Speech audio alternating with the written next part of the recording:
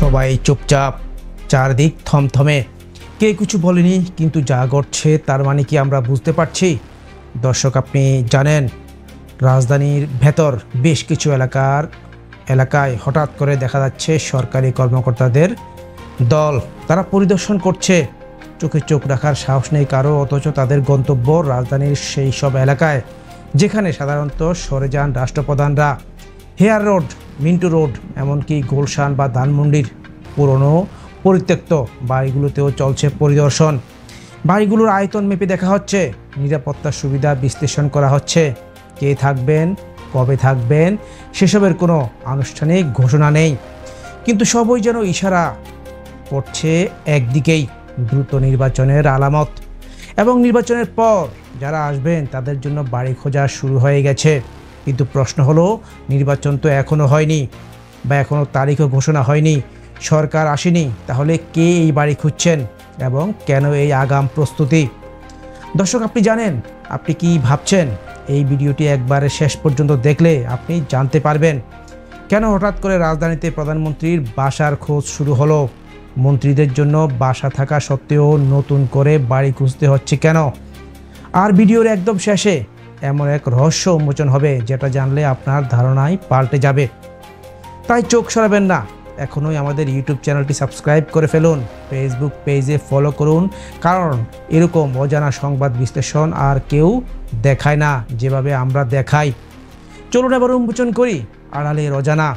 প্রথমে দেখা যাক প্রধানমন্ত্রীর জন্য বাসা খোঁজা কেন শুরু হলো আর কোথায় খোঁজা হচ্ছে। এখানে প্রধানমন্ত্রী মানে ভবিষ্যতের নির্বাচিত প্রধানমন্ত্রীর কথা বলা হচ্ছে। দর্শক, আপনি জানেন শেখ হাসিনার পতনের পর গণভবন আর প্রধানমন্ত্রীর বাসভবন থাকছে না, এখন সেটি হবে জুলাই গণ অভ্যুত্থান স্মৃতি জাদুঘর। আগামী 5 আগস্ট জাদুঘরের উদ্বোধনও হবে। এর মানে ভবিষ্যতের কোনো সরকার প্রধান আর গণভবনে থাকতে পারবেন না। তাই নতুন প্রধানমন্ত্রী আসার আগেই জরুরি হয়ে দাঁড়িয়েছে নতুন বাসার প্রস্তুতি। হেয়ার রোডের যমুনা গেস্ট হাউস, তার পাশের 2425 নম্বর বাংলো, এমনকি গণভবনের পেছনের শেরেবাংলা নগর পর্যন্ত সব জায়গা পরিদর্শন করেছে গৃহায়ন ও গণপূর্ত মন্ত্রণালয়ের গঠিত 6 সদস্যের একটি উচ্চ পর্যায়ের কমিটি। তারা 20 জুলাই প্রতিবেদনও জমা দিয়েছে। চলুন দেখি এরপর কি হয়। মন্ত্রীদের জন্য বাসা খোঁজা কেন দরকার পড়লো? রাজধানীতে মিনিস্টার্স অ্যাপার্টমেন্টে আছে 30টি ফ্ল্যাট, মিন্টু রোড ও হেয়ার রোডে বাংলো আছে আরও 15টি, কিন্তু এই ফ্ল্যাটগুলো এখন দখলে বিচারপতি, উপদেষ্টা, নির্বাচন কমিশনার, দুর্নীতি দমন কমিশনের কর্মকর্তাদের, এমনকি সচিবরাও থাকছেন সেখানে। এদিকে বিচারপতিদের জন্য কাকরাইলে 20 তলা বিল্ডিং আছে, অনেক ফ্ল্যাট খালি, অথচ তারা থাকছেন মন্ত্রীদের অ্যাপার্টমেন্টে কেন? এক সাবেক বিচারপতি বলেছেন, বিচারপতি আর মন্ত্রী এক কমপ্লেক্সে থাকবেন, এটা অনৈতিক। তবে সরকারি কর্মকর্তারা বলছেন, যেহেতু নির্বাচন আসছে আর নতুন সরকার গঠন হবে, এখন এসব ফ্ল্যাট খালি করানো হবে বিব্রতকর। তাই আগেভাগেই নতুন বাসা দরকার, নতুন যারা নির্বাচিত হয়ে আসবেন তাদের জন্য। দর্শক, আপনি জানেন এই সব ফ্ল্যাটগুলো কিন্তু দৈনিক গড়ে 5000 বর্গফুটের। শুধু থাকার ঘর না, অফিস, বিশ্রাম, রান্নাঘর, 6টি টয়লেট সবই আছে।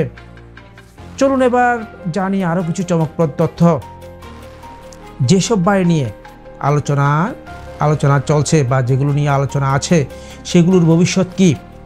মিন্টু রোডের 33 ও 34 নম্বর বাংলো বাড়ি এখন বরাদ্দ আছে জাতীয় নিরাপত্তা উপদেষ্টা আর শিক্ষা উপদেষ্টার নামে, কিন্তু গৃহায়ন মন্ত্রণালয় বলছে এখানে 6 তলা ভবন নির্মাণ করা হলে 12 জন মন্ত্রীকে রাখা যাবে। একইভাবে বেলি রোডের 20 ও 21 নম্বর বাংলো বাড়িতেও নতুন ভবনের পরিকল্পনা রয়েছে।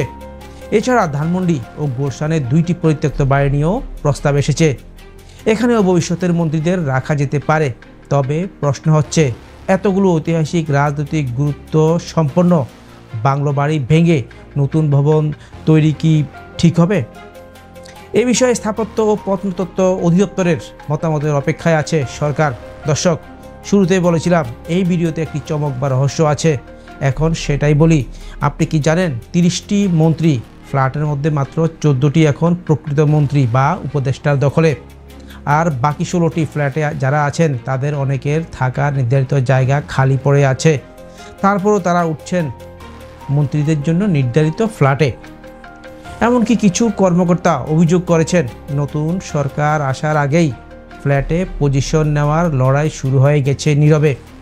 কে কোন ফ্ল্যাটে থাকবে তার তালিকা নাকি অলিখিতভাবে ঘুরে বেড়াচ্ছে, আর সেটাই নিয়েই ভেতরে ভেতরে বাড়ছে উত্তেজনা। শেষে আপনার জন্য একটা প্রশ্ন, নির্বাচনের আগেই যদি বাসাবাড়ি নিয়ে এত প্রস্তুতি শুরু হয়ে যায়, তাহলে কি সরকার গঠনের পেছনে কিছু অলিখিত সমঝোতা আগে থেকেই তৈরি হয়ে গেছে? আপনার মতামত কি নিচে কমেন্টে জানিয়ে দিন।